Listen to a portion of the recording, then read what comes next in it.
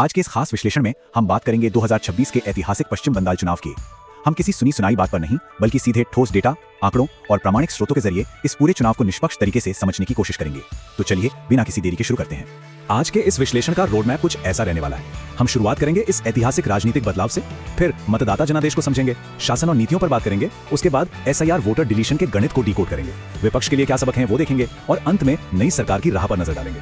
चलिए सीधे पहले पॉइंट पर चलते हैं। तो हमारा पहला पॉइंट है एक ऐतिहासिक राजनीतिक बदलाव। देखिए, इस चुनाव ने सच में इतिहास रच दिया है। पश्चिम बंगाल में पहली बार एक दक्षिणपंथी पार्टी सत्ता में आई है और इसी के साथ 15 साल पुराने शासन का अंत हो गया है। सच कहूं तो भारतीय राजनीति में ये एक बहुत बड़ा टर्निंग पॉइंट है। अब जरा इस नंबर पर गौर कीजिए, 93%। बिल्कुल हैरान करने वाला आंकड़ा है। इतनी भारी संख्या में मतदान होना कोई छोटी बात नहीं है। इसने तो 2011 के उस ऐतिहासिक चुनाव को भी पीछे छोड़ दिया है।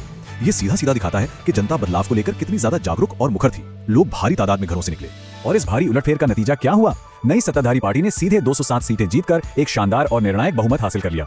दूसरी तरफ जो पार्टी पहले सत्ता में थी वो महज 80 सीटों पर सिमट कर रह गई।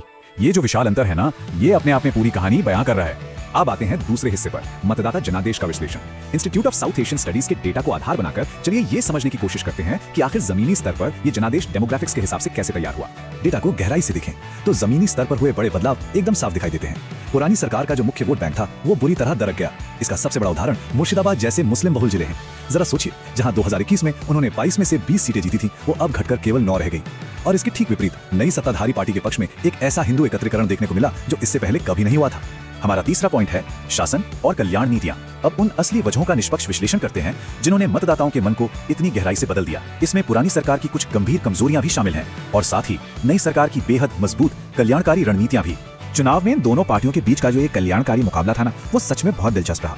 एक तरफ पुरानी सरकार की मशहूर लक्ष्मी भंडार योजना थी जो महिलाओं को 1500 रुपए दे रही थी, लेकिन नई पार्टी ने अपने संकल्प पत्र में सीधे मास्टर स्ट्रोक खेला। उन्होंने महिलाओं और बेरोजगार युवाओं के लिए हर महीने 3000 रुपए देने का वादा कर दिया। जाहिर है इस वादे ने जनता को अपनी तरफ बहुत ज्यादा आकर्षित किया। पर देखिए, सिर्फ वादे ही सब कुछ नहीं थे। सत्ता विरोधी लहर या एंटी इनकम्बेंसी ने भी बहुत गहरी चोट की। स्कूल भर्ती घोटाले को ही ले लीजिए, जहां 25,753 नियुक्तियां रद्द हो गईं। ये एक बहुत बड़ा झटका था। इसके अलावा RG कर अस्पताल की दुखद घटना के बाद हुए विशाल प्रदर्शन और स्थानीय नेताओं का भ्रष्टाचार, जिसे फ्रेंचाइजी राजनीति कहा गया, इन सब चीजों ने मिलकर जनता के अंदर सुरक्षा और रोजगार को लेकर जो गुस्सा था उसे चरम पर पहुंचा दिया था। चलिए अब आगे बढ़ते हैं अपने चौथे पॉइंट पर, CIR वोटर डिलीशन का गणित। अब हम इस चुनाव के सबसे ज्यादा चर्चित और विवादित विषय पर बात करेंगे, जो है स्पेशल इंटेंसिव रिवीजन यानी SIR की प्रक्रिया। तो हुआ क्या था कि चुनाव से पहले वोटर लिस्ट से लगभग 90 लाख नाम हटाए गए थे। 90 लाख ये कोई छोटा नंबर नहीं है। अब इसका पूरा गणित समझते हैं। प्रशासनिक और न्यायिक स्तर पर यह छटनी कुछ इस तरह हुई। लगभग 24 लाख लोग ऐसे थे जिनका निधन हो चुका था, 20 लाख लोग अपनी जगह से शिफ्ट हो चुके थे, 12 लाख अनुपस्थित थे और करीब 27 लाख नामों को एडजुडिकेशन यानी एक लंबी न्यायिक प्रक्रिया के बाद हटाया गया था। अब सबसे बड़ा सवाल, क्या इस डिलीशन की प्रक्रिया ने चुनाव के नतीजे बदल दिए? इसे समझने के लिए शिक्षाविद डॉक्टर देवराज रे का हीरोइज्म डायल्स मॉडल देखना बहुत दिलचस्प है।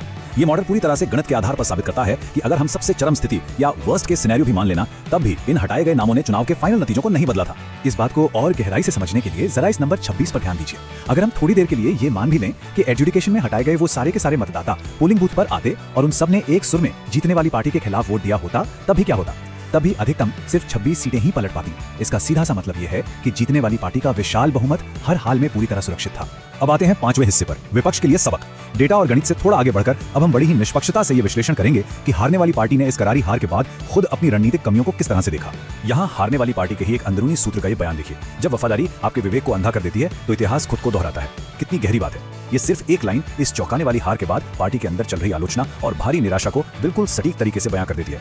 उनके खुद के आंतरिक विश्लेषण में कई बहुत बड़ी रणनीतिक खामियां निकलकर सामने आई। सबसे पहली बात, कॉर्पोरेट राजनीतिक सलाहकारों और तकनीक पर उनकी निर्भरता इतनी ज्यादा बढ़ गई थी कि जमीनी स्तर के कार्यकर्ताओं से उनका सीधा संपर्क ही टूट गया था। और दूसरी सबसे बड़ी वजह बनी स्थानीय सिंडिकेट नेताओं का अहंकार, जिसने आम जनता को उनसे बहुत दूर कर दिया। और अंत में भाग 6, नई सरकार की राह। अपने इस विश्लेषण के आखिरी पड़ाव में चलिए ये समझते हैं कि वोटों की गिनती के बाद सत्ता का ये ट्रांजिशन या हस्तांतरण आखिर कैसे संपन्न हुआ और अब राज्य किस दिशा में आगे बढ़ रहा है। नतीजों के बाद घटनाक्रम सच में बेहद तेजी से बदला। 4 मई को चुनाव के नतीजे घोषित हुए। हालांकि शुरुआत में पुरानी मुख्यमंत्री की तरफ से थोड़ा विरोध देखने को मिला, लेकिन 7 मई को विधानसभा भंग कर दी गई और फिर 10 मई को शुवेंदु अधिकारी ने नए मुख्यमंत्री के तौर पर पद की शपथ ले ली। ये ट्रांजिशन काफी तेज था। अगर हम वर्तमान स्थिति और नई सरकार से उम्मीदों की बात करें तो इस वक्त प्रशासन की सबसे पहली प्राथमिकता है चुनाव के बाद होने वाली हिंसा पर रोक लगाना। चुनाव आयोग की जो जीरो टॉलरेंस नीति है उसे कड़ाई से लागू किया जा रहा है। इसके साथ ही नए प्रशासन के कंधों पर अपने उन बड़े बड़े आर्थिक वादों को धरातल पर उतारने की एक बहुत बड़ी चुनौती हुई है। तो देखिए, जनादेश तो बिल्कुल स्पष्ट है, लेकिन अब सबसे बड़ा सवाल जो सबके मन में है वो ये है कि ये नया प्रशासन इस ध्रुवीकृत और बंटे हुए राज्य में शांति कैसे बनाए रखेगा और साथ ही अपने उन भारी भरकम आर्थिक वादों को कैसे पूरा करेगा। राज्य को फिर से एकजुट करने और उसे संवारने की असली चुनौती तो अब शुरू होती है। इस खास विश्लेषण में हमारे साथ जुड़ने के लिए आपका बहुत बहुत धन्यवाद।